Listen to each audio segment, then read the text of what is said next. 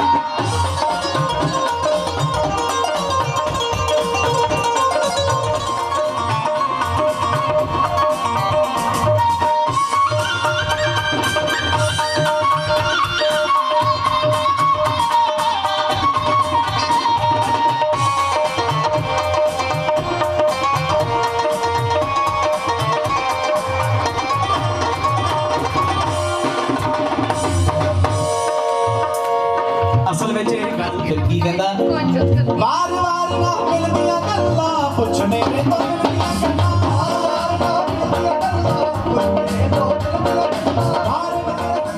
मैनू तकदियां तकदियां बेशक मैनू तकदियां तकदियां बेशक रुक जा मेरी सावा वे रुक जा मेरी सावा तू मैनू देखी जावेंगी मैं तैनू देखी जावां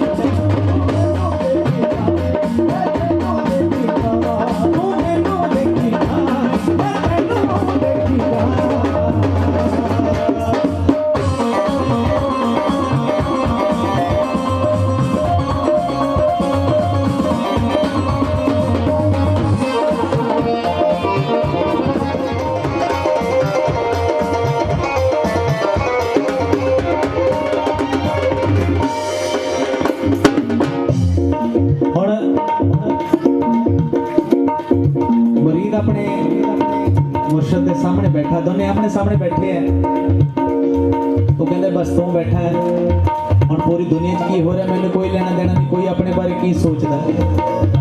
अक्सर अपन इतना के लोग भी मिल जाते हैं जिहड़े तुसीं किहड़े चक्करां च पै गए है ना, गुरुद्वारे जाया करो मंदिर जाया करो, पर जिहदी लगी होंदी वो कहता यार बोली जा मेरे फर्क नहीं पै रहा, क्योंकि मेरी अगले नाल सीधी गल हो रही है।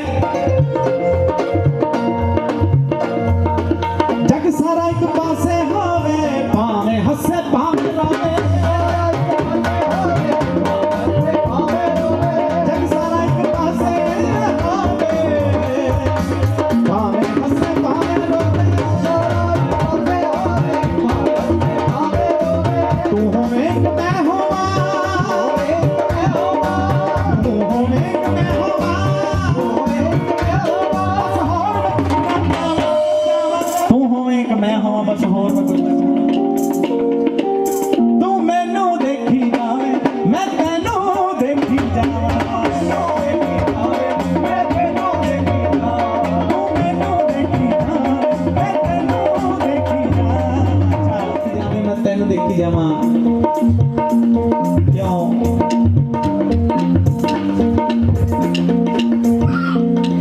बंदा गल करदा कि यार रब ने कितनी सोहनी सूरत बनाई है, कितनी सोहनी सूरत बनाई, कितनी सोहनी शक्ल दी किसी ने।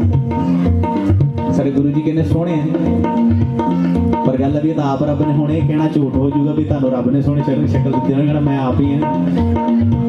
पर असीं ये कह सकते कि किन्ना सोहना तेरा, ओ किन्ना सोहना तेरा भवन सजाया, किन्ना सोहना तेरा भवन सजाया, दिल करे देखदा रहा, किन्ना सोहना तेरा भवन सजाया, दिल करे देखदा रहा, दिल मनदा नहीं लग समझाया, दिल मनदा नहीं लग समझाया, दिल मनदा नहीं लग समझाया, दिल मनदा नहीं लग समझाया, दिल करे देखदा रहा, किन्ना सोहना तेरा भवन सजाया, दिल करे देखदा रहा, किन्ना सोहना तेरा भवन सजाया।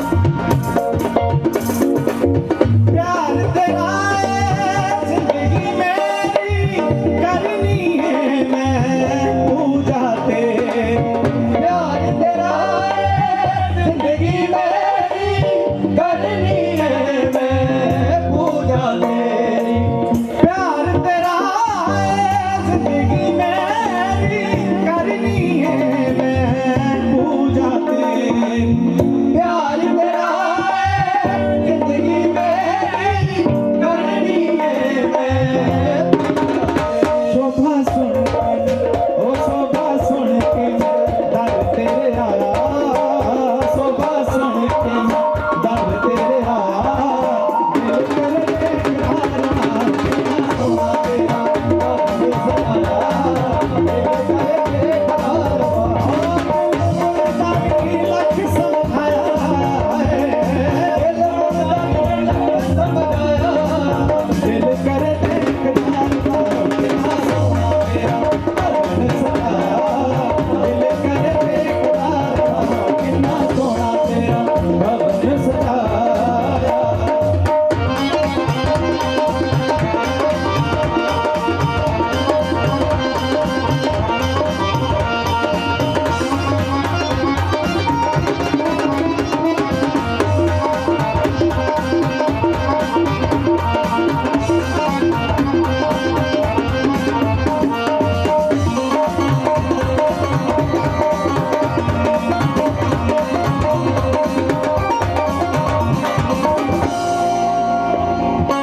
दिल विच तेरा ध्यान लगा के देखी जावां कोल बिठा के, दिल विच तेरा ध्यान लगा के देखी जावां कोल बिठा के, दिल विच तेरा ध्यान लगा के देखी जावां कोल बिठा के, दिल विच तेरा ध्यान लगा के देखी जावां, तैनू अखियां जी तैनू अखियां विच मैं बसाया, तैनू अखियां विच मैं बसाया, दिल करे देखदा रहा, किन्ना सोहना तेरा भवन सजाया, दिल करे देखदा रहा, दिल मनदा नहीं लग समझाया, दिल मनदा नहीं लग समझाया, दिल करे देखदा रहा, किन्ना सोहना तेरा भवन सजाया, दिल करे देखदा रहा, किन्ना सोहना तेरा भवन सजाया। ਉਹਨਾਂ हमेशा बड़े मंदिर के जाओ ना तो जिन्हों भी चाह का कप फड़ाते हैं ना, चाह प्रसाद फड़ाते हैं ना, हर बंदा दे विच झाक रहा होंदा भी किते मेरे कप ते ओम बने आ जाए अज, है ना। हर वेले भुख जी लगी रहती ना कि गुरु जी मैनू दसते रहन, है जी, इदां ही गल।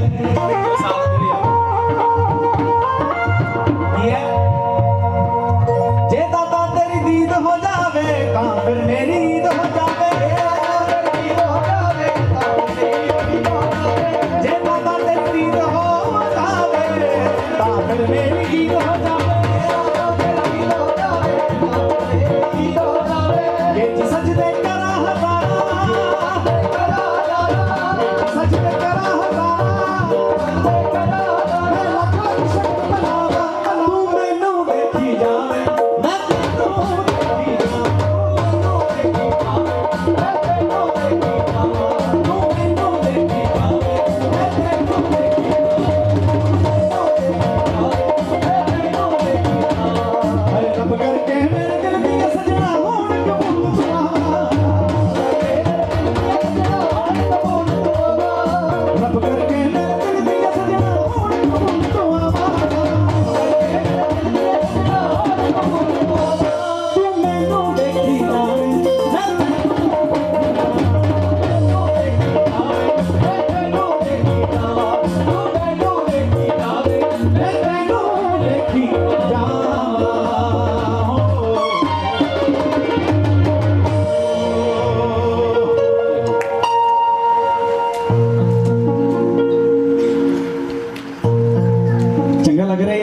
ताड़ी का नाम मारो कोई ना जी नहीं अलाउड थे पर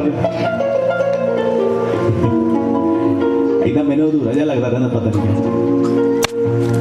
ਸਾਡੇ ਕੋਲ 29 ਮਿੰਟ ਬਚੇ ਆ 29 ਮਿੰਟਾਂ 'ਚ ਹੁਣ ਅਸੀਂ ਕੋਸ਼ਿਸ਼ ਕਰਾਂਗੇ ਕਿਸੇ ਦਾ ਦਿਲ ਹੋਇਆ ਉੱਠ ਕੇ ਨੱਚਣ ਦਾ ਕਿਸੇ ਦਾ ਜੀ ਨਹੀਂ ਤਾਂ ਉੱਠ ਕੇ ਨੱਚ ਸਕਦਾ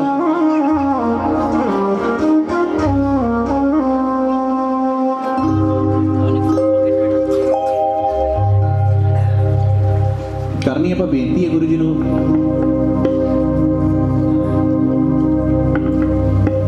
साढ़े सारे दे बेड़े पार ला दें इस कोई शक तो नहीं कि नहीं लगूगा बस काल की मची रहती भी छेती हो जाए मैं बड़ा सोचता हाँ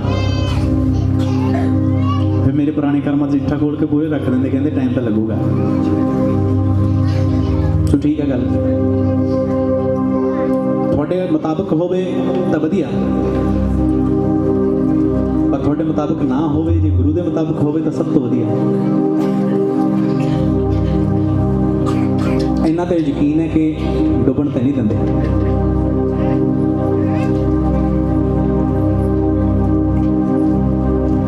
एक नजर मेहर दी मार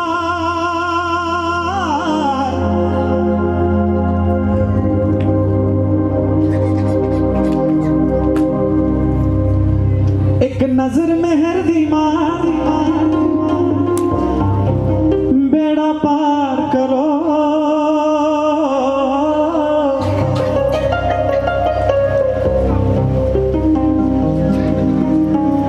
मेरे गुरु जी सरकार बेड़ा पार करो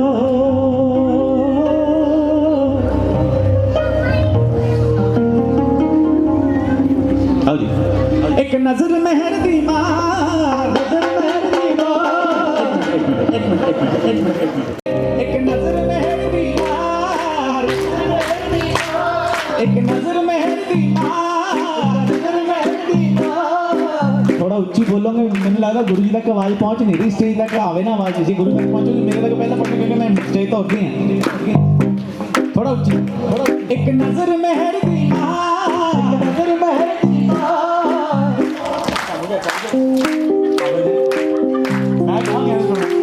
एक नजर मेहर दी मार एक नजर मेहर दी मार बेड़ा पार करो एक नजर मेहर दी मार बेड़ा पार करो एक नजर मेहर दी मेरे गुरु जी सरकार बेड़ा पार करो मेरे गुरु जी सरकार बेड़ा पार करो मेरे गुरु जी पालनहार बेड़ा पार करो एक नजर मेहर दी मार मेरे गुरु जी सरकार बेड़ा पार करो मेरे गुरु जी सरकार बेड़ा पार करो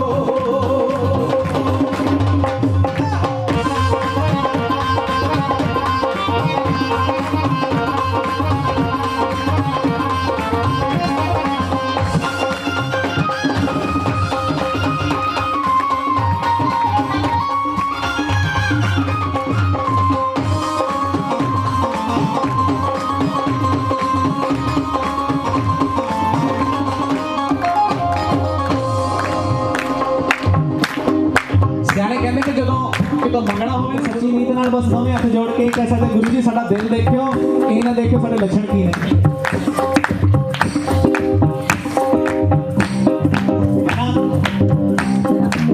ਇਸ ਲਈ ਕੀ ਕਹਿਣਾ ਕਿੱਥੋਂ ਆਏ ਕਿੱਥੇ ਜਾਣਾ ਕਿੱਥੋਂ ਆਏ ਕਿੱਥੇ ਜਾਣਾ ਨਾ ਕੋਈ ਪਤਾ ਠਿਕਾਣਾ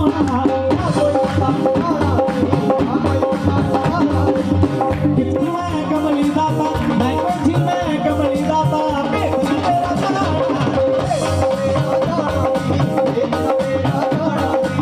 ਕਿੱਥੋਂ ਆਏ ਕਿੱਥੇ ਜਾਣਾ ਕਿੱਥੋਂ ਆਏ ਕਿੱਥੇ ਜਾਣਾ ਨਾ ਕੋਈ ਪਤਾ ਠਿਕਾਣਾ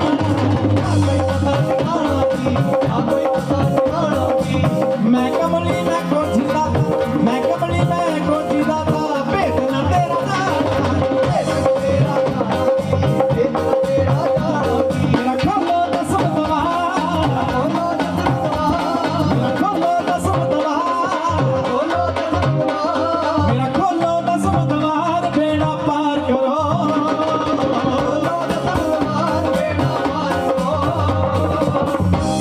मेरे गुरु जी सरकार मेरे गुरु जी सरकार बेड़ा पार करो पार करो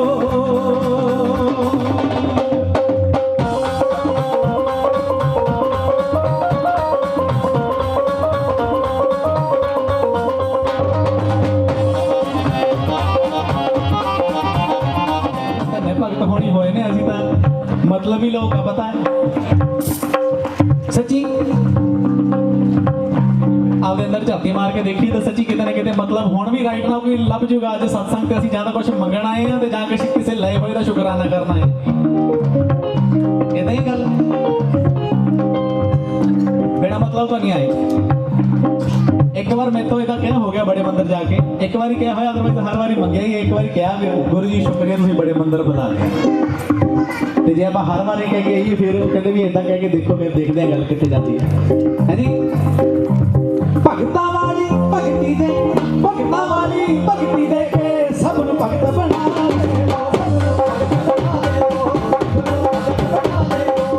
मैनू भुले भटके नूं जी मैनू भुले भटके नूं जी सिद्धे राहे भगता वाली भगती दे के भगता वाली भगती दे के सब भगत बना दे मैनू भुले भटके नूं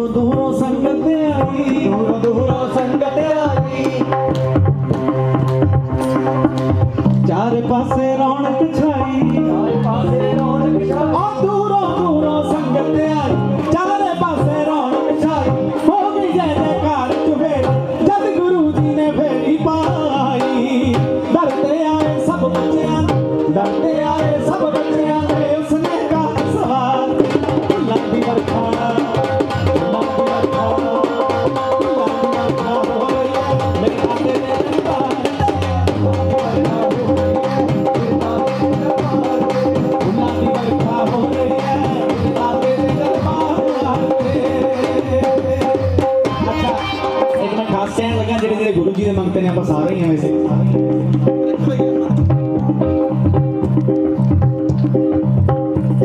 गुरु जी दा मंगता हां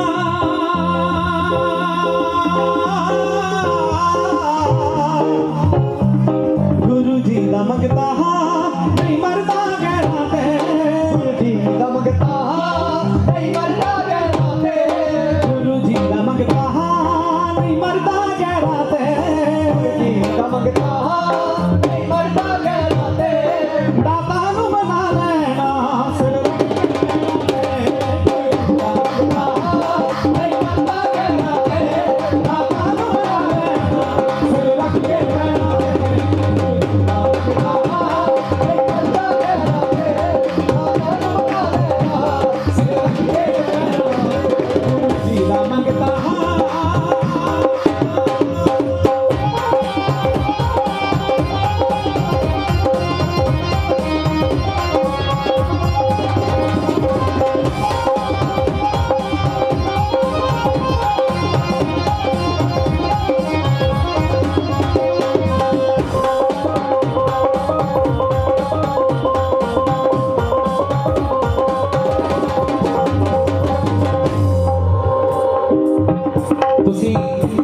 लिखिया थां थां ते पढ़िया होना है ना सुख वेले शुकराना दुख वेले अरदास हर वेले सिमरन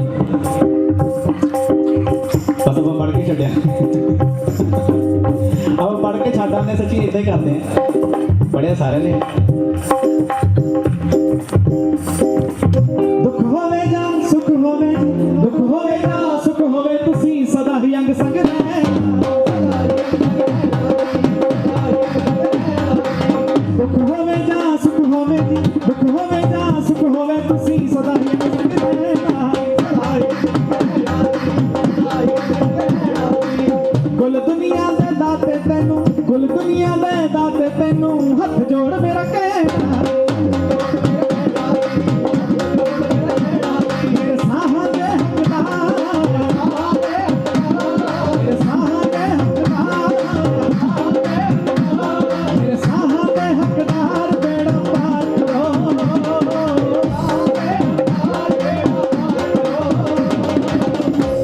मेरे गुरु जी सरकार बेड़ा मेरे गुरु जी पालनहार बेड़ा पार करो आओ सब दे पालनहार बेड़ा पार करो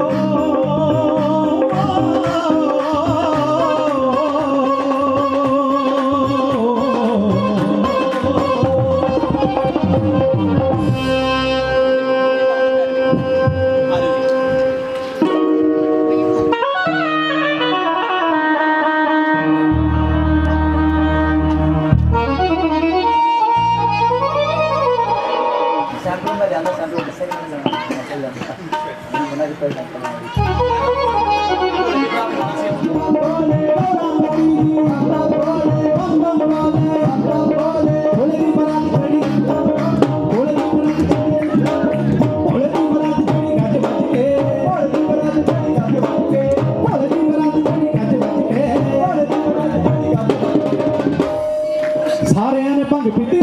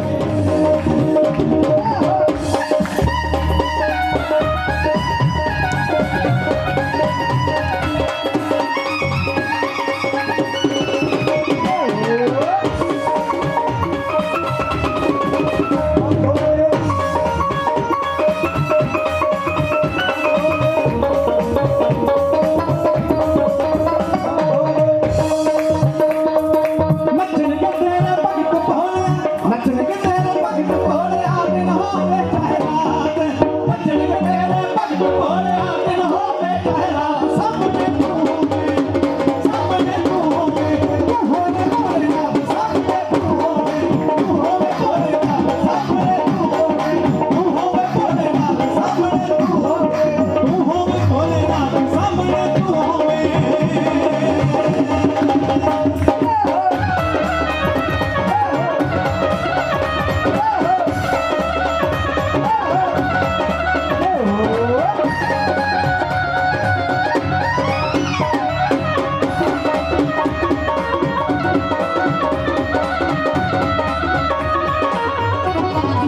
ਟਮ ਤਾਲ ਵਜਾਉਣ ਵਾਲਿਆ ਤਾਲ ਵਜਾਉਣ ਵਾਲਿਆ ਰੂਹਾਂ ਨੂੰ ਵਿੱਚ ਪਾਉਣ ਵਾਲਿਆ ਰੂਹਾਂ ਨੂੰ ਵਿੱਚ ਪਾਉਣ ਵਾਲਿਆ ਟਮ ਟਮ ਤਾਲ ਵਜਾਉਣ ਵਾਲਿਆ ਰੂਹਾਂ ਨੂੰ ਵਿੱਚ ਪਾਉਣ ਵਾਲਿਆ ਟਮ ਟਮ ਤਾਲ ਵਜਾਉਣ ਵਾਲਿਆ ਰੂਹਾਂ ਨੂੰ ਵਿੱਚ ਪਾਉਣ ਵਾਲਿਆ ਰੰਗ ਤੇਰੇ ਵਿੱਚ ਰੰਗੀ ਪਈ ਐ ਰੰਗ ਤੇਰੇ ਵਿੱਚ ਰੰਗੀ ਪਈ ਐ ਸਾਰੀ ਕਾਇਨਾਤ ਰੰਗ ਤੇਰੇ ਵਿੱਚ ਰੰਗੀ ਪਈ ਐ ਸਾਰੀ ਕਾਇਨਾਤ ਸਾਹਮਣੇ ਤੂੰ ਹੋਵੇਂ ਸਾਹਮਣੇ ਤੂੰ ਹੋਵੇ ਤੂੰ ਹੋਵੇ ਭੋਲੇਨਾਥ ਸਾਹਮਣੇ ਤੂੰ ਹੋਵੇ ਭੋਲੇਨਾਥ ਸਾਹਮਣੇ ਤੂੰ ਹੋਵੇ ਭੋਲੇਨਾਥ ਸਾਹਮਣੇ ਤੂੰ ਹੋਵੇ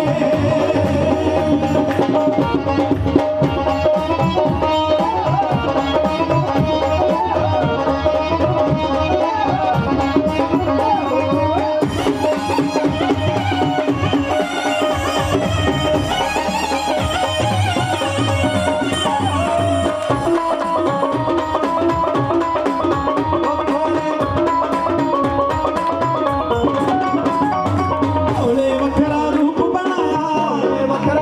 ਬਣਾਇਆ ਗੌਰਾ ਮਈਆ ਨਾਲ ਵਿਆਹ ਰਚਾਇਆ ਗੌਰਾ ਮਈਆ ਨਾਲ ਵਿਆਹ ਰਚਾਇਆ ਭੋਲੇ ਵੱਖਰਾ ਰੂਪ ਬਣਾਇਆ ਗੌਰਾ ਮਈਆ ਨਾਲ ਵਿਆਹ ਰਚਾਇਆ ਗੌਰਾ ਮਈਆ ਨਾਲ ਵਿਆਹ ਰਚਾਇਆ ਦੇਖਣੇ ਨੂੰ ਆਏ ਸਾਰੇ ਪੁੱਤ ਮੰਨ ਕੇ ਦੇਖਣੇ ਨੂੰ ਆਏ ਸਾਰੇ ਪੁੱਤ ਮੰਨ ਕੇ ਦੇਖਣੇ ਨੂੰ ਆਏ ਸਾਰੇ ਪੁੱਤ ਮੰਨ ਕੇ ਦੇਖਣੇ ਨੂੰ ਆਏ ਸਾਰੇ ਪੁੱਤ ਮੰਨ ਕੇ ਸਾਰਿਆਂ ਨੇ ਭਗਤ ਕੀਤੀ ਰੱਜ ਰੱਜ ਕੇ ਭੋਲੇ ਦੀ ਬਰਾਤ ਮੇਰੇ ਰੱਜ ਰੱਜ ਕੇ ਸਾਰਿਆਂ ਨੇ ਭਗਤ ਕੀਤੀ ਰੱਜ ਰੱਜ ਕੇ ਭੋਲੇ ਦੀ ਬਰਾਤ ਮੇਰੇ ਰੱਜ ਰੱਜ ਕੇ ਸਾਰਿਆਂ ਨੇ ਭਗਤ ਕੀਤੀ ਰੱਜ ਰੱਜ ਕੇ ਆ ਸਾਰਿਆਂ ਨੇ ਭਗਤ ਪਿਆਰਿਆਂ ਨੇ ਸਾਰਿਆਂ ਨੇ ਭਗਤ ਪਿਆਰਿਆਂ ਨੇ ਭੋਲੇ ਦੀ ਬਰਾਤ ਮੇਰੀ ਰੱਜ ਰੱਜ ਕੇ ਸਾਰਿਆਂ ਨੇ ਭਗਤ ਕੀਤੀ ਰੱਜ ਰੱਜ ਕੇ ਭੋਲੇ ਦੀ ਬਰਾਤ ਮੇਰੀ ਰੱਜ ਰੱਜ ਕੇ ਸਾਰਿਆਂ ਨੇ ਭਗਤ ਕੀਤੀ ਰੱਜ ਰੱਜ ਕੇ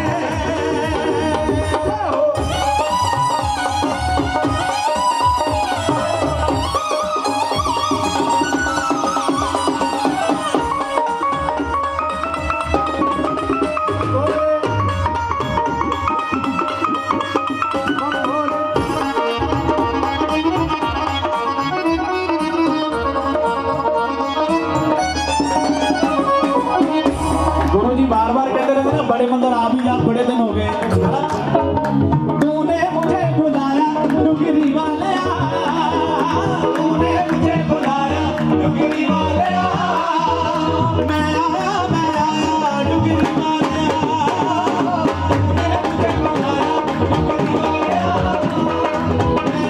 मैं आया डुगरी वाले डुगरी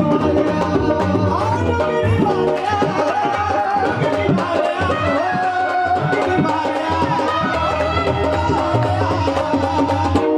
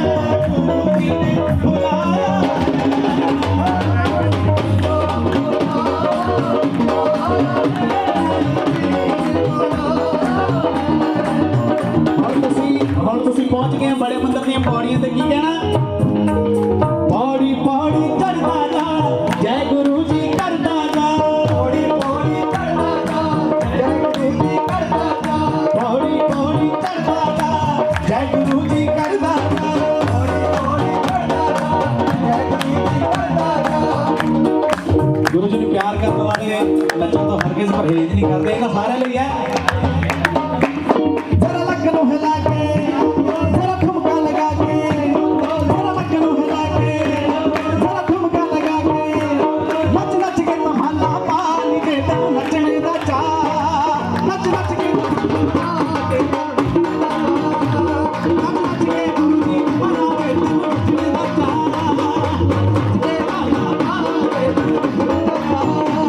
नच नच के महला पाके तू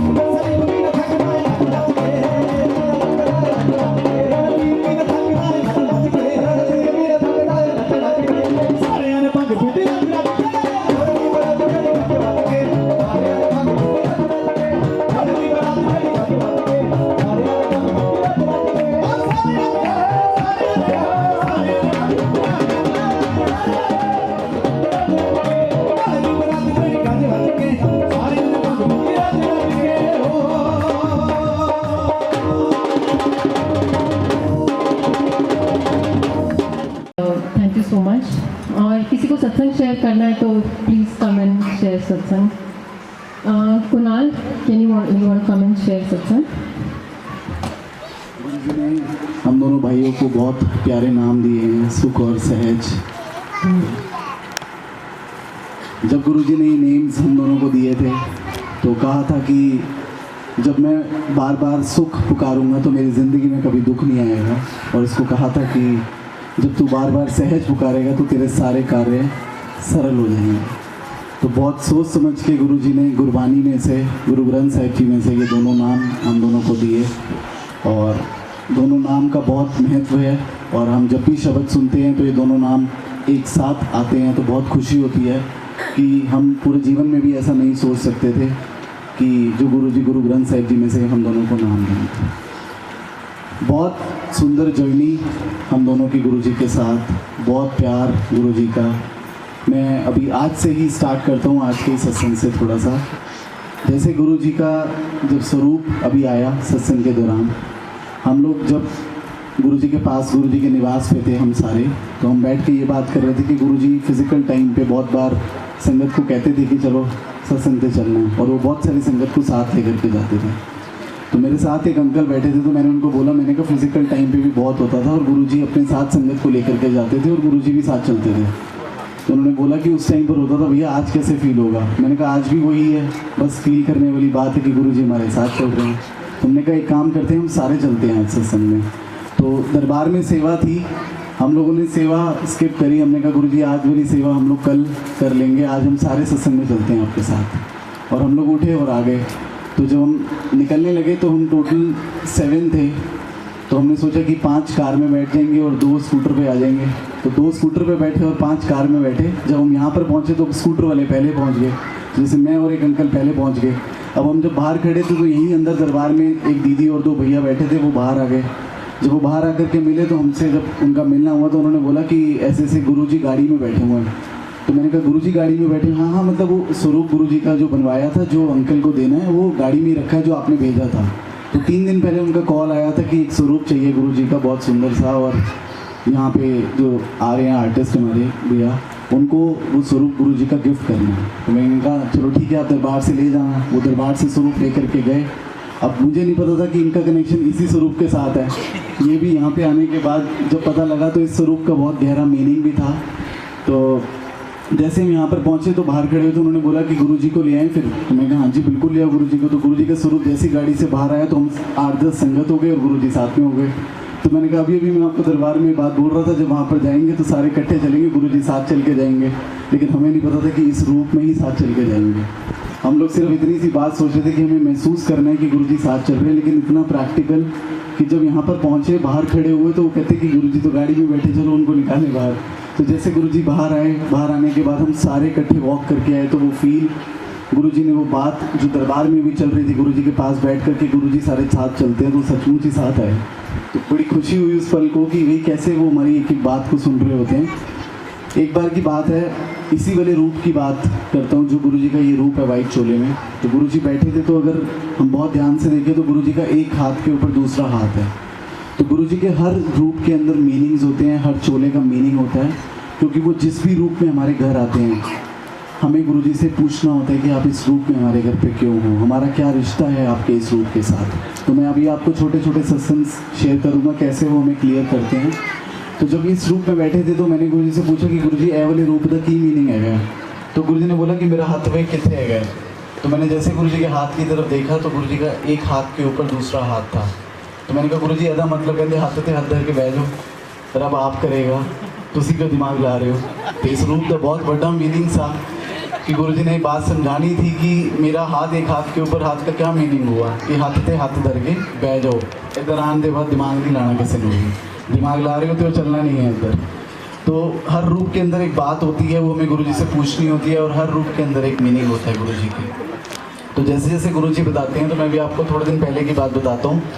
मैं, मेरा ब्रदर सुख, हम दोनों और गुरुजी के आश्रम के बाहर खड़े हुए थे। ये मैं आपको एक अपना ड्रीम बता रहा हूँ गुरुजी का।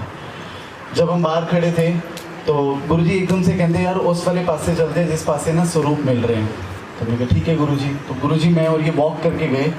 और हम जैसे वॉक करके उस तरफ गए तो वहाँ जा करके खड़े हुए तो वहाँ पे लाइन लगी हुई थी, जैसे काउंटर बना हुआ है आश्रम के बाहर, सबको स्वरूप मिलता है गुरुजी का, तो एक एक करके सारे स्वरूप ले रहे थे गुरुजी का। अब जैसे जैसे सबका नंबर आ रहा था तो सारे आगे आ रहे थे, तो इतने में एक आंटी आई, उन आंटी ने गुरुजी का स्वरूप मांगा, उन्होंने अंकल ने काउंटर में से गुरुजी का स्वरूप दिया, और वो आंटी ने जैसे ही गुरुजी का स्वरूप देखा आंटी बहुत खुश हुई। जब बहुत खुश हुई तो इधर से गुरुजी हमारे साथ खड़े थे, तो गुरुजी उस आंटी को देख करके बहुत खुश हुए, और जैसे ही बहुत खुश हुए तो हमने कहा गुरुजी ਤੁਹਾਡੇ ਤੇ स्वरूप मिले थे, तुसी क्यों खुश हो रहे हो, ਤੁਹਾਡੀ फोटो वेख के तो आंटी खुश हो रही है। तो गुरुजी एकदम से कहते मैनू हसी इस गल ते नहीं आ रही कि उन्होंने मेरा स्वरूप लैके खुशी हो रही है, मैनू हसी इस गल ते आ रही है कि आंटी को पहले ही 4 स्वरूप है ने, ਉਹਦੇ ਨਾਲ कनैक्ट नहीं है, 5वां लैके होर खुश हो रही है। तो गुरुजी की बातों में बहुत मीनिंग्स होते हैं, और उन्होंने जैसे ये बात हमें समझानी थी कि तुसी स्वरूप ते इकट्ठे करी जा रहे हो, ते घर भी लाए जा रहे हो, तो कनेक्ट कौन होएगा, गल कौन करेगा। तो तब गुरुजी ने एक बात बोली कि जिसके भी घर में जिस रूप में जाता हूँ, पहले आपको उस रूप से कनेक्ट होना होता है कि गुरुजी इस रूप का मीनिंग क्या है। जब तक हम उस स्वरूप से बात नहीं करेंगे हमें नहीं पता लगेगा कि गुरुजी उस रूप में हमारे घर क्यों आए हैं। जैसे कि मैं एक एग्जाम्पल के तौर पे, एक गुरुजी का रूप है येलो चोले में, जो बहुत सारी संगत के घर में होगा। एक बार हमने गुरुजी से वैसे ही पूछा कि गुरुजी ये जेड़ा येलो वाला स्वरूप है बड़ी संगत के घर है, तुसी ये वाला स्वरूप बहुत सारे ब्लेस किया हुआ है। जब हमने गुरुजी को बात बोली तो गुरुजी ने बोला कि मेरा केड़ा रूप है तो पता है। तो मैं कहा गुरुजी रूप तो नहीं पता, कहते मेरी ड्रेस देख के पता नहीं लग रहा। तो मैंने कहा गुरुजी आपकी ड्रेस देख के आपका रूप कैसे पता लगेगा, कहते ध्यान नाल देख ड्रेस तेन पता लग जाएगा केड़ा रूप है। अब गुरुजी की जब ड्रेस को बहुत ध्यान से देखा तो वो अंगरखा स्टाइल है, अगर बहुत ध्यान से देखोगे कभी येलो चोले को तो वो अंगरखा स्टाइल है, यहाँ पे डोरियाँ बंधी हुई हैं। कहते एवं जी ड्रेस कौन पाता है, मैं गुरुजी तो कृष्ण जी पाते, कहते कृष्ण रूप ही देखे। तो गुरुजी ने एकदम से ये बात बोली, कहते जेड़ा जेड़ा भी रूप होता है, जिस भी रूप में मैं जिसके घर गया हूँ, जब आप उनसे बात करोगे उनसे पूछोगे तो आपको पता लगेगा कि गुरुजी इस रूप में मेरे घर क्यों आए हैं, मेरा क्या कनेक्शन है। हो सकता है पिछले जन्म में हमारा कृष्ण जी के साथ कुछ ऐसा कनेक्शन हो कि गुरुजी को कृष्ण रूप में हमारे घर आना हो, क्योंकि जो भी संगत बहुत कनेक्टेड है गुरुजी से, जो बहुत जुड़े हुए हैं, उनको हर एक बात का पता होता है कि गुरुजी कैसे कैसे करके हमसे बात कर रहे हैं, वो किस किस रूप में हमें दर्शन दे रहे हैं। बहुत सारे सत्संग हैं, मैं आपको, क्योंकि हमारे साथ हम जब गुरुजी के पास रहते हैं तो गुरुजी बहुत सारी बात हमें समझाते हैं, और बहुत कुछ समझाने के लिए वो प्रैक्टिकल चीज़ें बहुत ज़्यादा करते हैं हमारी लाइफ में, जो समझने के लिए हमें भी बहुत टाइम लग जाता है कि गुरुजी क्या बात बोल गए और हमें समझ में भी नहीं आई। तो गुरुजी ने ऐसे एक बार बैठे बैठे बोला कि ये संसार करके ना बहुत परेशानियाँ होती हैं। बात कर रहे थे ड्रीम में और कहते हैं संसार करके ना बहुत परेशानियाँ आएंगी। तो हमने कहा गुरुजी संसार करके कहते लोग नाल जुड़ते हैं तो परेशान हो जाते हैं, ऐसे करके बात बोली। तो हमने कहा गुरुजी सच तो है लेकिन हो भी रहा है। तो गुरुजी के पास गुरुजी के माता जी बैठे थे, तो माता जी जैसे बैठे थे तो माता जी के साथ जैसे कभी कभी हमारी बात होती है और माता जी भी गुरुजी के ड्रीम में आते हैं। तो जैसे वो बैठे थे तो उन्होंने बोला कि तुहानू दोनों ने एक गल समझानी है। मैं कहते पता है परेशानियाँ किस करके आंदियाँ ने। तो हमने कहा माता जी किस करके आंदियाँ ने। कहते हुणे ना बाहर बैल बजेगी, कोई आएगा तो जाके वेख के आई कौन आएगा। तो जैसे ही बाहर बैल बजी तो माता जी ने मेरे को कहा कि जा बाहर देख के कौन आया। तो मैं जैसे ही बाहर गया, मैंने दरवाज़ा खोला गुरुजी के दरबार का, तो बाहर कोरियर वाला खड़ा हुआ था। अब वो कोरियर वाला जैसे कि उसने कोरियर पकड़ाया और मैं वापस अंदर आकर के बैठ गया। तो माता जी ने मेरे से पूछा कि कौन आया सी। मैं क्या माता जी कोरियर वाला आया सी। कहते तू उन्होंने अंदर क्यों नहीं बुलाया। मैं क्या माता जी कोरियर दिन आया सी, तो कोरियर दे के चला गया। कहते अंदर बुला लेना बिठाना उन्होंने नाल। मैं क्या माता जी कोरियर वाले दिन मेरा की काम, वो तो अपने काम नाल आया सी तो अपना काम करके चला गया। कहते एवं तो संसार में इंसान आता थोड़ी लाइफ में, वो जो काम वास्ते आ रहा है वो तो वो करके चला जाएगा, तो तुम्हें परेशान करके चला जाएगा। क्यों? क्योंकि आप परेशानी को खुद बुला रहे हो। तो माता जी ने एकदम से बात बोली, कहते कोई किसी को अपने घर पे भी बुलाता है तो उसको पता होता है कि वो घर पे किस लिए आ रहा है, लेकिन जब आप उसको इतने राइट दे देते हो कि वो आपकी लाइफ में एंटर कर जाए, जब वो आपकी लाइफ में एंटर कर जाएगा तो आप परेशान हो जाओगे। क्यों? फिर वो आपके साथ और क्वेश्चंस करेगा। तो उन्होंने बोला जब तक इंसान को आप नहीं चाहोगे वो आपको परेशान नहीं कर सकता, ये आपके हाथ में है। तो माता जी ने बोला आप जिसको जितना राइट दोगे वो आपको उतना ही परेशान करेगा, और अगर आप उसको पहले ही स्टॉप कर दो कि तेरी इतनी ही लिमिट है और तू इतना ही मेरे से बात कर, इतना तक ही सीमित है, तो वो आपको कभी भी परेशान नहीं करेगा। तो कहते परेशानी की जड़ तुम खुद हो, क्योंकि तुम खुद उसको वेलकम कर रहे हो परेशानी को कि आप मेरी लाइफ में और एंटर कर और मेरे बारे में और ज़्यादा जान। जब तू जानेगा, मेरी कॉन्वर्सेशन होगी तो उससे क्या होगा, मेरी परमात्मा के साथ प्रीत जुड़ के इंसान के साथ जुड़ेगी। तो ये बात हमें माता जी ने बहुत ही अच्छे से समझाई। मैं आपको बहुत छोटी छोटी सी बातें बता रहा हूँ। गुरुजी जैसे जैसे बात करते हैं, मैं अभी थोड़े दिन पहले की बात बताता हूँ। आई फ्लू का टाइम चल रहा था और बहुत सारी संगत को आई फ्लू हो रहा था पीछे। तो गुरुजी दरबार में बैठे हुए थे, तो गुरुजी के पास एक आंटी आए थे मत्था टेकने के लिए, और उन्होंने आके जैसे ही गुरुजी को मत्था टेका, तो मत्था टेकते ही ना उन्होंने हम दोनों भाइयों को इग्नोर किया। मतलब उन्होंने हमारी तरफ नहीं देखा, बस गुरुजी को देखा और प्रणाम किया, और हमें लगा कि पता नहीं आंटी ने नमस्ते नहीं किया। गुरुजी के फिजिकल टाइम से ही सारी संगत आपस में नमस्ते जय गुरुजी करते थे। जय गुरुजी तो नहीं नमस्ते करते थे, जय गुरुजी तो बहुत बाद में अब स्टार्ट हुआ। तो जैसे वो आए, उन्होंने आकर के हम दोनों को नमस्ते नहीं किया, तो एकदम से गुरुजी ने पूछा कि गुरुजी ने आंटी को बोला, आंटी तू इन्हों इग्नोर क्यों किया, इन्हों नमस्ते क्यों नहीं की। तो आंटी एकदम से कहती गुरुजी मैनू ना आई फ्लू है। तो उन्होंने बोला है की होंदा है, वो अखा लाल हो जांदियां ने। आंटी ने कहा वो अखा लाल हो जांदियां ने, तो मैं इन्हों की तरफ वेखांगी ना तो इन्हों की भी अखा लाल हो जाएंगी। तो गुरुजी कहते एक काम कर, फिर मैं बैठा तो अखा लाल कर देना थी उन्हें। तो जैसे ही गुरुजी ने एकदम से बात बोली, तो आंटी कहती गुरुजी ए क्यों जी गल करो, कहते गल तो तुम स्टार्ट की है, तुम तो कहती है मैं अखा लाल कर देंगी। तो गुरुजी ने एकदम से बात बोली, एक काम कर हुणे तो इन्हों आई फ्लू दे दे, जब जाएंगी ना तो वापस लेंदी जाएंगी वापस आते टाइम। तो कहते कि गुरुजी आप ये कैसी बातें कर रहे हो, कहते मैं थोड़ी कर रहा, तुम तो कह रही है मैं बीमारी दे सकती है, तो दे सकती है तो फिर वापस भी ले सकती होगी, तो हुणे दे दे जाती बारी वापस लेंदी जाएगी। तो उन्होंने बोला गुरुजी यह किमें होएगा, कहते थानू लग रहा है ना कि तुम दे सकते हो कुछ। ਜਿਹੜਾ इंसान इन्नी क्षमता रखता है कि वो बीमारी किसी को दे सकता है तो फिर वो वापस भी ले सकता है। तो गुरु जी ने एकदम से बात बोली, कहते जे इन्हों के कर्मां विच नहीं लिखिया होया तो किवें हो जाएगा, कहते कदे भी नहीं होएगा। कहते जिदे कर्म विच जो लिखिया उन्होंने वही भुगतना पड़ेगा, उस तो बाद नहीं भुगतना पड़ेगा। तो गुरु जी ने एकदम से बात बोली, ए मैं किस वास्ते किया। गुरु जी ने हम दोनों की तरफ देख के कहा कि ए मैं किस वास्ते किया, ताकि अगे आने वाले टाइम पे तुसी एक दूसरे को दोष दे करके होर अपने कदम ना बढ़ाओ। कर्म किस करके बढ़ रहे हैं, परेशानी खुद की, कर्म खुद का, जब भुगतान खुद पे करने पे आया तो बोला क्या इसकी वजह से हुआ है, उसकी वजह से हुआ है। कहते क्यों किसी की वजह से हुआ है, ना तो किसी की वजह से संसार में आए हो, ना किसी की वजह से संसार से जाओगे, तो संसार में रहते हुए किसी की वजह से क्यों होगा कुछ। कहते खुद के कर्म है, उन कर्मों का भुगतान कैसे करना है ये परमात्मा को अरदास करो। ये मत करो कि दोष दे दे करके और अपने कर्म बढ़ाओ। कहते तुम पहले ही आप परेशान हो, तुम्हें अभी ये नहीं पता कि इस परेशानी से निकलना कैसे है, और उस परेशानी को बढ़ाने के लिए और बातें बोल रहे हो कि मेरे को इसकी वजह से हो गया, उसकी वजह से हो गया, और कर्म बढ़ रहे हैं। तो गुरु जी ने एकदम से बात बोली कि मैं आज तो बात थोड़े दोनों के मुख तो किसी को भी दोष देने वास्ते ना सुना, कदे भी किसी को दोष ना देना। जब भी कोई परेशानी है यही समझना कि मेरे आप के कर्म है ने, मैंने अपने कर्मा दे करके परेशानी आई है, तो यदा भुगतान किमें करना है गुरु जी ए दसो। तो वो तुम्हें कर्म कटवाने का, अपने से सिमरन अपने से जोड़ने का तरीका बताएगा। एक बात ये भी बहुत इम्पॉर्टेंट है, क्योंकि गुरु जी ने जब इस पढ़ाई को पढ़ाया था तो उन्होंने बहुत अच्छे से हमें बात समझाई थी कि बहुत सारी संगत जब दरबार में आती है या किसी भी सत्संग में जाती है तो किसी न किसी संगत को कहती है कि आप मेरे लिए अरदास कर दो, आप मेरे लिए गुरु जी को ये बात कह दो। बहुत सारी संगत करती है।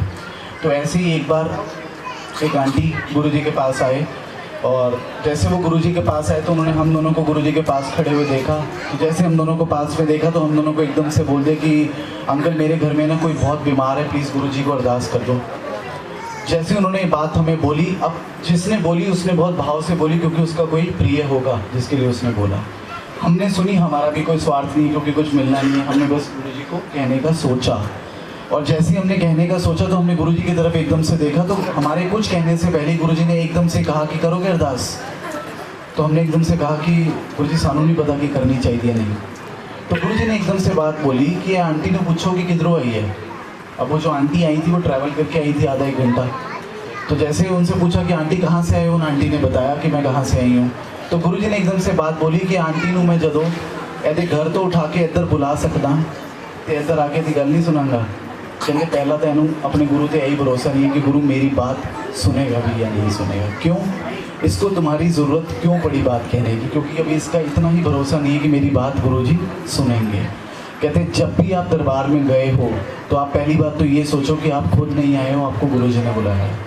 जब आपको गुरुजी आपके घर से उठा करके यहाँ तक बुला सकते हैं तो यहाँ पर बुलाने के बाद आपकी बात नहीं सुन सकते। वो सब सुनते हैं, लेकिन हमारा भरोसा ये होता है कि हमें पता ही नहीं है कि वो सुनते नहीं सुनते। इसीलिए हम कोई ना कोई सहारा ढूंढते, किसी की बात को कहने के लिए सोचते हैं कि ये कहेगा तो सुन लेंगे।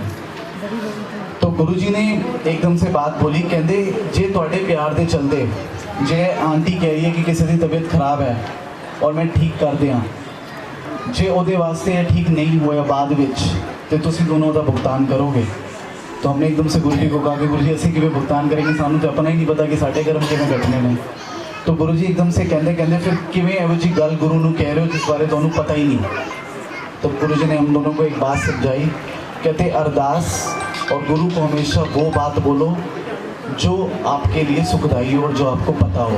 कहते जिसने फ्यूचर देखा ही नहीं, जिसने आगे का जिसको कुछ पता ही नहीं, वो कैसे आकर के मेरे को कह देगा कि गुरुजी ये कर दो, और जिसको ये भी नहीं पता कि उसके लिए ठीक भी है या नहीं ठीक है। तब उन्होंने एक बात बोली, कहते पूरा संसार कर्मा दे करके अपनी प्रॉब्लम ਨੂੰ ਲੈ करके परेशान है। परेशान क्यों है? क्योंकि नाम सिमरन नहीं है। जिसे को नाम सिमरन होगा वो परेशान नहीं होगा, उसका मन बहुत सुखी होगा। तो उन्होंने एकदम से बात बोली कि सारिया चीज़ों का सोल्यूशन एक ही है, परमात्मा का नाम ਜਿਹੜਾ ਜਪਦਾ ਰਹੇਗਾ ਉਹ ਕਨੈਕਟ ਹੋ ਜਾਏਗਾ, ਤੇ ਜਿਹੜਾ ਕਨੈਕਟ ਹੋ ਜਾਏਗਾ ਤੇ ਉਹਨੂੰ ਫਿਰ ਕਿਸੇ ਨੂੰ ਕਹਿਣ ਦੀ ਲੋੜ ਨਹੀਂ ਪਏਗੀ, ਉਹਨੂੰ ਪਤਾ ਹੋਏਗਾ ਕਿ ਗੁਰੂ ਜੀ ਕਿਵੇਂ ਕਨੈਕਟ ਹੈ ਮੇਰੇ ਨਾਲ। तो गुरु जी ने एकदम से बात बोली कि कहते कदे भी किसी का सहारा ना लो, इस कनैक्शन ਨੂੰ ਇੰਨਾ डायरैक्ट बनाओ ਜਿਹੜੇ जिसनों लग रहा है कि गुरु जी मेरी गल नहीं सुन रहे। तो उन्होंने एक बात बोली थी कि जिसके मन में बहुत सवाल हैं, इसका मतलब अभी वो बहुत अधूरा है। अधूरा वही व्यक्ति है जिसके मन में बहुत सवाल हैं। वो सवाल इसीलिए क्योंकि वो पूरे तरीके से कनेक्टेड नहीं है। जो बहुत अच्छे से कनेक्टेड होगा उसके मन में कोई सवाल नहीं होगा, क्योंकि उसको पता होगा कि गुरु जी उससे कैसे बात कर रहे हैं, गुरु जी उसको क्या कह रहे हैं। तो उन्होंने हमें बात बोली, कहते हैं इसलिए कभी भी किसी के लिए मेरे को अगर अरदास करनी हो तो सिर्फ एक अरदास क्या करनी है कि गुरु जी इसको अपने चरणों से जोड़ लो। कहते जेड़ा चरणों में जुड़ गया वो आधे तो ज़्यादा दुख थे एनजी ख़त्म हो गए। जो जुड़ जाएगा उसके दुख वैसे ही ख़त्म हो जाएंगे। तो आपको एक एक बात को अलग अलग गुरु जी को नहीं कहना पड़ेगा कि गुरु जी आज ये कर दो, कल ये कर दो। जब आप डायरेक्ट यही अरदास हमेशा करते हो तो उसमें हमारे कर्म वैसे ही कट जाएंगे, और हम जब कनेक्ट हो जाएंगे तो हमारी लाइफ की प्रॉब्लम्स आधे से ज़्यादा सॉर्ट आउट हो जाएंगे। मैं लास्ट एक इस चोले का सत्संग शेयर करूँगा, क्योंकि जैसे मैंने कहा कि गुरु जी के हर चोले में एक मीनिंग होता है। आज जिस कलर का चोला गुरु जी ने पहना है मैजेंटा ऑरेंज, इस चोले में गुरु जी विशेष पूरी करते हैं हमारी। और ये एक इकलौता ऐसा कलर का चोला है जिसमें हमें मौका मिलता है कि हम गुरु जी को कोई बात कहें, उनसे कुछ मांग लें। इस चोले में बहुत सोच समझ के बात करनी होती है गुरु जी से। तो जैसे ही हम एंटर कर रहे थे, मैंने जो चोले का कलर देख के एकदम से सोचा कि ये बात गुरु जी ने कही थी। तो मैं आपको इसका सत्संग सुना देता हूँ इस चोले का। जब गुरु जी ने मैजेंटा ऑरेंज ये चोला पहनना था तो उन्होंने हम दोनों को एक बात बोली थी कि ये जड़ा चोला में पान लग गया ना, मेरे पान ही बहुत सोच समझ के अरदास करना कुछ भी। तो हमने गुरु जी को बोला कि गुरु जी ऐसी बात क्यों, कहते ਇਹਦੇ ਵਿੱਚ विशेष पूरियाँ हो जाती हैं। तो जैसे उन्होंने बात बोली कि इस चोले में विशेष पूरी हो जाती है, तो उन्होंने बोला विश भी पूरी हो जाती है, और अगर गलत विश हुई और पूरी होगी तो नुकसानदायक भी हो सकती है। तो उन्होंने एकदम से बात बोली, कहते बहुत सोच समझ के मानना। जब ये चोला उन्होंने दरबार में पहनना था तो क्या हुआ, गुरुजी ड्रीम में इस चोले में दरबार में बैठे हैं, और गुरुजी के दरबार में अंदर हॉल में एक अर्जुन अंकल हैं। वो अंकल अंदर हैं दरबार में, और वो गुरुजी ने उनको आज्ञा दी कि जितनी भी संगत बाहर खड़ी है लाइन में एक एक करके मेरे को आएगी तो अपनी विशेष कहेगी तो बैठ जाएगी। जैसे जैसे करके गुरुजी के पास संगत आई, तो जैसे पहले नंबर पे जो आंटी थी उन्होंने आकर के गुरुजी को मत्था टेका, तो उन्होंने आंटी ने गुरुजी से डॉटर मांगी, बोला कि गुरुजी मैंने एक डॉटर दे दो। और दूसरी विश उन्होंने मांगी कि मेरे हस्बैंड का काम अच्छा हो जाए। तो गुरुजी ने एकदम से राइट वाली साइड पर उनको बिठा दिया, कहते इस पास से बैठ जाओ।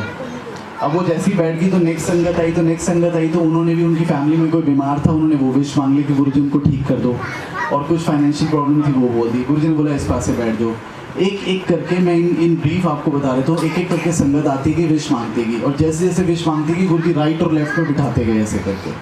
अब वो जैसे जैसे करके राइट लेफ्ट में बिठा रहे, तो इसमें बहुत सारी संगत ऐसी भी थी जो सेवादार भी थे मंदिर के।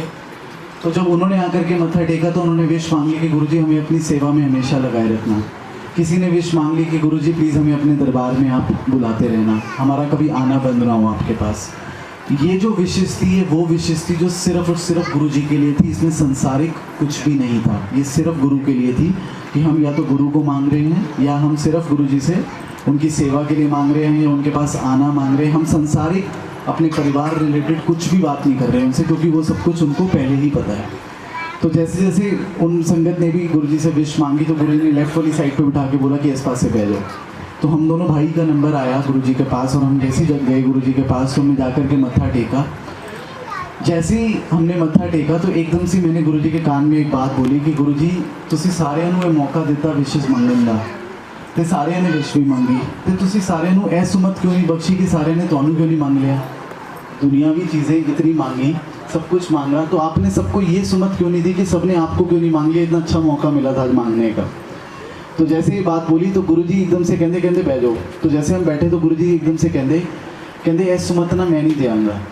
तो हमने कहा गुरुजी अगर आप नहीं दोगे सुमत तो किसी को कभी सुमत ही नहीं आएगी आपको मांगने वाली, क्योंकि दरबार में जब हम एंटर करते तो माइंड गुरुजी घुमा देते हैं, हम सोच के कुछ आते हैं लेकिन यहाँ करके कुछ और हो जाता है। तो जैसे वो चीज़ें तो मैंने गुरुजी को जैसे बात बोली तो गुरुजी कहते सुमत मैं नहीं देंगा। तो मैं कहा गुरुजी अगर आप नहीं दोगे तो कैसे होगा। तो गुरुजी एकदम से कहते सुमत ना मेरे नाल बैठन ना लाएगी आप, कहते ਜਿਹੜਾ ਮੈਨੂੰ समय देना स्टार्ट कर देगा ना, जो मेरे पास बहुत बैठना स्टार्ट कर देगा तो जितनी भी बाणी चलेगी जितने भी शब्द चलेंगे उस शब्द में बार बार क्या लाइन आती है कि परमात्मा से परमात्मा को मांग लो, उनकी प्रीत मांग लो, उनके चरणों से जुड़ लो। कहते जैसे जैसे आप सुनते जाओगे आपको अपने आप सुमत आती जाएगी कि बाकी सब कुछ संसारिक कुछ नहीं रखा हुआ, परमात्मा को मांगने में सारे सुख अपने आप मिलेंगे। तो गुरु जी ने बोला जेड़ा समय देना शुरू कर देगा, जेड़ा आप बहना शुरू कर देगा परमात्मा को, उन्होंने सुमत आप आंदी जाएगी। तो मैंने गुरु जी को एकदम से बात बोली गुरु जी ए जेड़े जिन्होंने भी संसारिक चीज़ा मंगी कि इन्होंने कुछ गलत किया, क्योंकि आपसे नहीं मांगेंगे तो और किससे मांगेंगे। अगर आपको ही अपना पिता है आपको ही सब कुछ मानते हैं तो मांगेंगे भी तो आपसे और किससे मांगेंगे।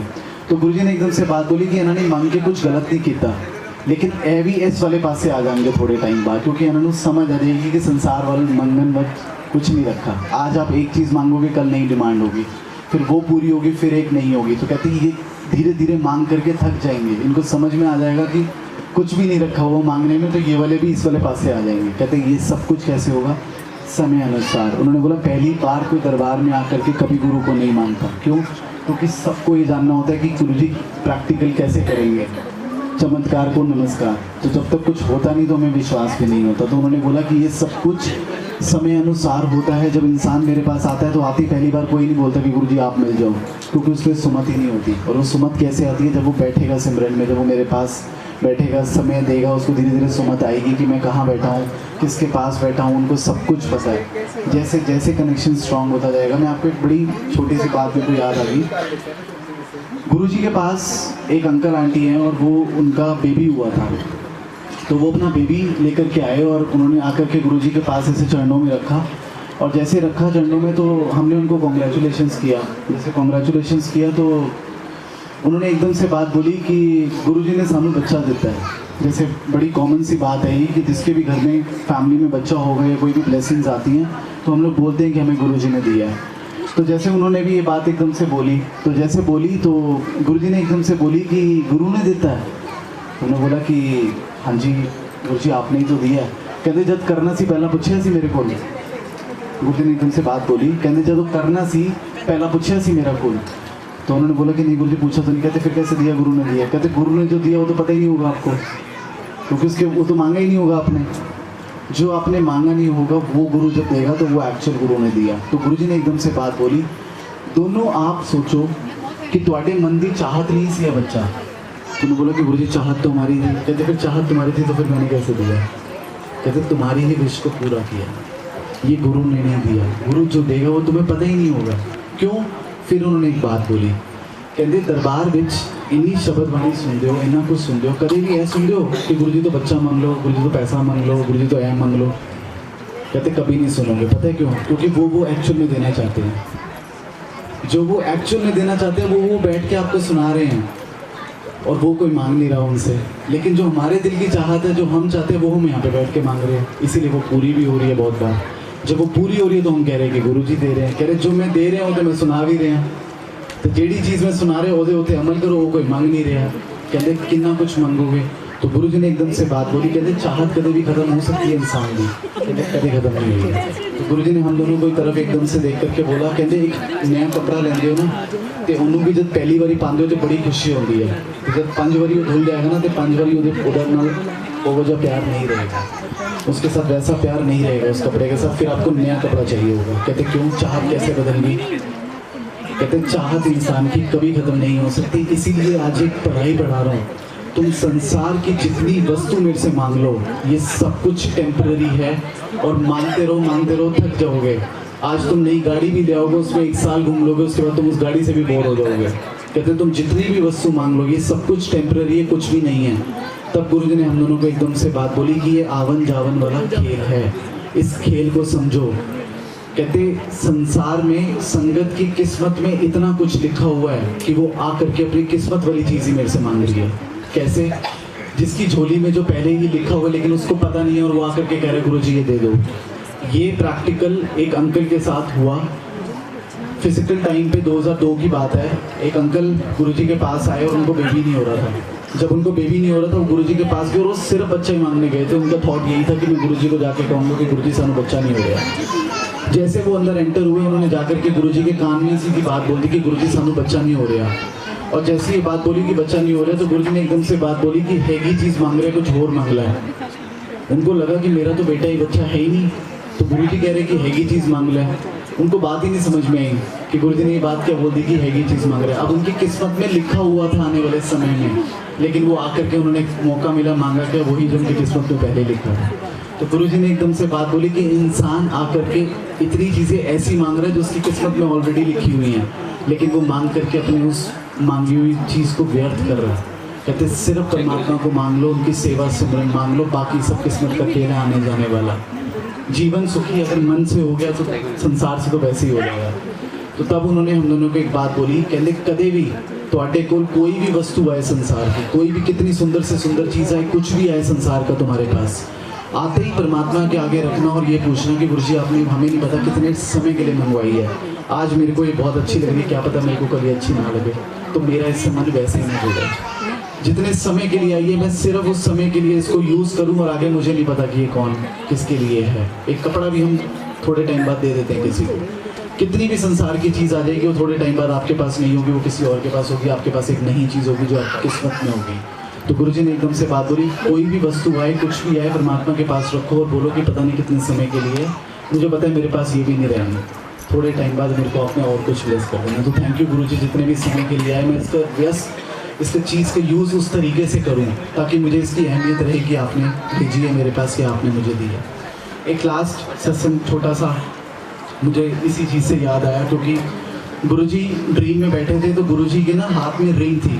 अब कभी किसी ने गुरुजी को रिंग पहने हुए नहीं देखी होगी। एक फ़ोटो गुरुजी की है जिसमें गुरुजी ने रिंग पहनी हुई है। तो गुरुजी जब दरबार में बैठे थे तो गुरुजी के हाथों में रिंग थी और वो ऐसे करके कभी रिंग बाहर कर रहे हैं, कभी अंदर कर रहे हैं। तो मैंने गुरुजी को एकदम से बात बोली कि गुरुजी ਤੁਹਾਡੇ हत्था ਵਿੱਚ रिंग हैगी, बड़ी सोहनी रिंग लग रही है। तो गुरुजी को एकदम से कहते ਤੈਨੂੰ पता है हीरे ਦੀ रिंग हैगी है। तो मैं कहा गुरुजी मैंने पता लग रहा है कि हीरे ਦੀ हैगी तो बड़ी सोहनी हैगी है, तुसी अपने कोल ही रख लेना। तो गुरुजी एकदम से कहते मैं अपने कोल नहीं रखनी है, भी मैं दे देनी है। तो मैं कहा गुरुजी बड़ी सोहनी रिंग है, क्यों दे देनी है? तो कहते रहे मैं रख लेंगे अपने कोल, तो मेरा मुँह नहीं पै जाएगा ਇਹਦੇ ਨਾਲ, तो कहते मैं भी नहीं रखनी, मैं भी दे देनी है। जैसे उन्होंने एकदम से बात बोली तो एकदम से कहते वो वाली व्याख्या सुनिए कदे, तेरा हीरा जन्म गया जे तू नाम नहीं जपिया। तो गुरुजी ने एकदम से बात बोली, कहते हीरा की है। तो मैं कहा गुरुजी हीरा बहुत कीमती है, बहुत अनमोल है, ਇਹਦੇ ਨਾਲ ਅਸੀਂ कुछ भी खरीद सकते हैं। कहते ਇਹਦੇ ਨਾਲ ਅਸੀਂ नाम सिमरन खरीद सकते हैं। तो मैं कहा गुरुजी नाम सिमरन तो नहीं खरीद सकते। तो गुरुजी ने एकदम से बात बोली, चलो एक बात पूछता हूँ तुमसे, जो ये हीरा पहन रहा है क्या उसका शरीर हीरा है? तो मैंने कहा गुरुजी शरीर हीरा कैसे होगा? कहते अभी तो व्याख्या सुनाई, तेरा हीरा जन्म गया जो तू नाम नहीं जप रहा। हीरा शरीर किसका है? जो नाम जप रहा है। कहते अब ये हीरा कौन पहन के घूम रहा है जिसका शरीर ही हीरा नहीं है? कहते फिर इस हीरे का क्या फ़ायदा? तो गुरुजी ने एकदम से बात बोली, कहते पता है जो बहुत नाम जपता होगा ना उसको इस हीरे की ज़रूरत ही नहीं होगी, क्योंकि उसका शरीर हीरा होगा, तो उसको बाहर दुनियावी हीरो की ज़रूरत नहीं होगी। कहते कभी बहुत नाम जपने वाला व्यक्ति हो ना और तुम्हें मिले तो उसको पूछना कि तेरे को इन चीज़ों से प्यार है, वो कहेगा मेरे को किसी भी चीज़ से प्यार नहीं है, वो सीधा कहेगा मेरे को मोह नहीं है इन सब चीज़ों से। क्यों? क्योंकि उसने अपने शरीर को हीरा बना लिया। तो गुरुजी ने बोला इत्थे ही रह जाना सब कुछ, रिंग को निकाल के कहा कि इत्थे रह जाना सब कुछ, इन्हें नाल नहीं जाना, नाल जाना है नाम में। तो जेड़ा नाम सिमरन करेगा अपने शरीर को हीरा बनाएगा, तो हीरा शरीर डिसाइड करेगा कि ਤੁਹਾਡਾ जीवन अगे किमें चलेगा। तो कहते अपने शरीर को हीरा बना लो, इन हीरो के पीछे मत भागो। जय गुरु जी, बहुत बहुत शुक्राना, बहुत बहुत थैंक यू।